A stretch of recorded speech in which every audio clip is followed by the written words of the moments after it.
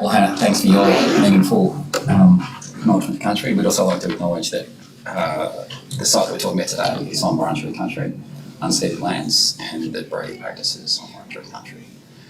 And that as architects, every act of construction involves an act of destruction first. And we're going to come to terms with that and how we deal with that. I'm going to talk today about 4 Pillars Gin Distillery. We want to give you some context, interestingly, about the Yarra Valley area in Healesville. So this was a small kind of boutique gin company started by these 3 guys and their partners, their quiet partners. And it became kind of the world's best gin, out of Healesville.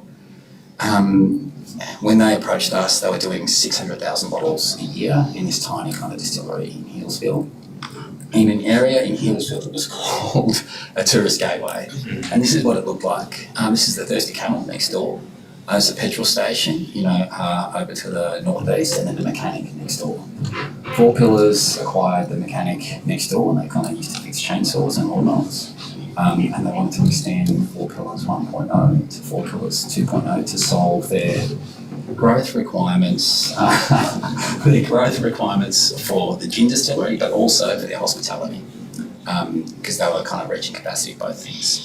And fundamentally, the design response was for any of you gin drinkers out there that it starts with a base spirit, let's call it ethanol, and then you add something to it through a chamber, through heat and compression, and the spirit comes out enriched.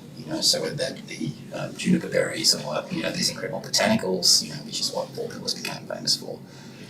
And so we wanted to take the humans coming to this place, put them through an experience through a chamber, and we wanted them to come out enriched through that. And obviously there's only so much we can do as architects, and the 4 Pillars team are actually pretty incredible at the way that they kind of, bring people through on a journey of that. But so there's a number of steps we're going to take you through, that idea of kind of experience and transformation. So one is you arrive at the front of this place that used to be a lawnmower repair shop, and there's a unifying idea. It's a copper veil which runs across the facade of the entire building, and it binds the old building with the new building. And it's about 1.6 kilometres of copper pipe, and it runs all the dumped water out of the stills, and it loses heat through there like a massive heat exchanger. And it doesn't require a mechanical process and heavy added to do that. And it saves about 80,000 litres a day, and in winter it gives off heat. So it's kind of this strange thing, so it feels warm as you're standing at the front of the building.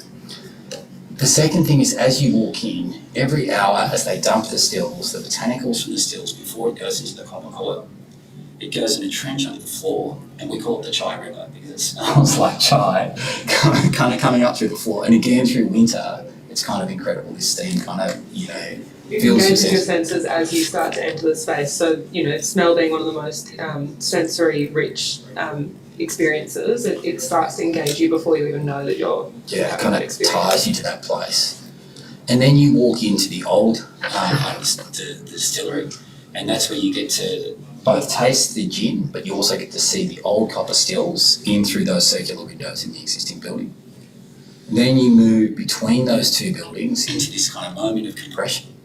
And it's darker in there, it's quieter in there, and it takes you from the kind of industrial process of the gin manufacture through into the hospitality area, so the Beth's Bar. And so Beth's Bar is all made of copper, the same thing the stills are made out of. It's made out of copper pipe, which is cut in half and kind of turned out to make this kind of fluted bar.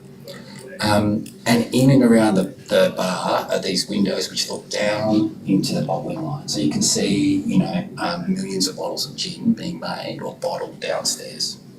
So you understand that you're in a industrial kind of facility making very boutique wine. You can go out into the gin garden and look out into the great thing about Thirsty Camel is it's still got all of the old elms and oaks in the backyard. And we're elevated here, so we sit in the canopies there. We don't see the Thirsty Camel itself. And then there's botanicals planted in and around there. So you can kind of smell that and see what those plants feel like. So there's this connection to landscape there, but also a connection to the idea that we're producing out of kind of connection to the botanicals being used in their gin as well. Yep. And then, of course, you exit through the gift shop.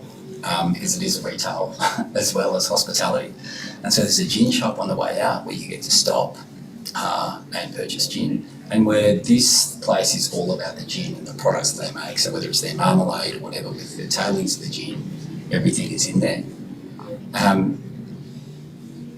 We've doubled their visitation ability, so it's now 200,000 visitors a year, not 100,000. We've nearly doubled their production ability, so by separating out the production line from the distills themselves, but still connecting them with pipes. We've got 1 million bottles of gin coming out. We've managed all the production on a kind of basement level, so all the hospitality happens on the same level as the stills, but all the bottling happens on one sub-level, so we have to kind of mess around with the section quite a bit. The building, all of the new part is 100% electric. All the kitchen is 100% electric. It's 100 kilowatts of solar on top, and we've worked pretty hard with 4 pillars to reduce the energy consumption with things like, 1.6 kilometres. And then 1.6 kilometres of copper piping to take the heat out of that water. Yeah, so some big kind of simple stuff. But to do that, we had to really understand the technical processes required to make gin and what's required for that. Thank you. And then we thought about, and we looked at everything in their business, from how they produce and how they ship.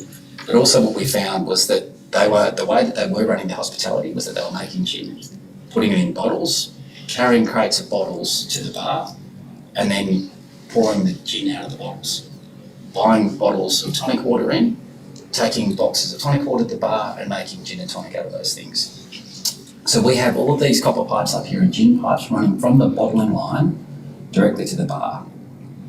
We've got a big 20,000 litre stainless steel tank which holds all the tonic water. So we've saved 29,000 tonnes of glass per year by, again, understanding the packaging. So it's strange for an architect to get involved in that, but it's interesting when you get under the hood what you find out. It's also a beautiful part of the space, and it's, it kind of tells the story of exactly where the gin's coming from. You can trace it from the bottling room to the bar and down into your glass. Yeah, it's kind of beautiful, like what's all that stuff, and it kind of tells the story of what's happening in there. Yeah.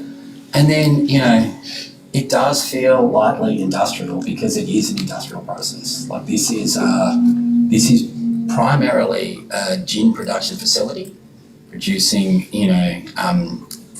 tens of thousands of bottles of gin every week. And it's a hospitality venture that sits in there. And not just to provide hospitality and to sell gin one at a time, but you would understand this, Lucy, but it's to create an experience and a link to brand. And so it's a lot of this is about experience, and people just talk about how, they come out of there not really getting into gin beforehand, but then understanding the kind of beauty and the craftsmanship behind it. But it feels industrial largely because it is industrial. Thank you.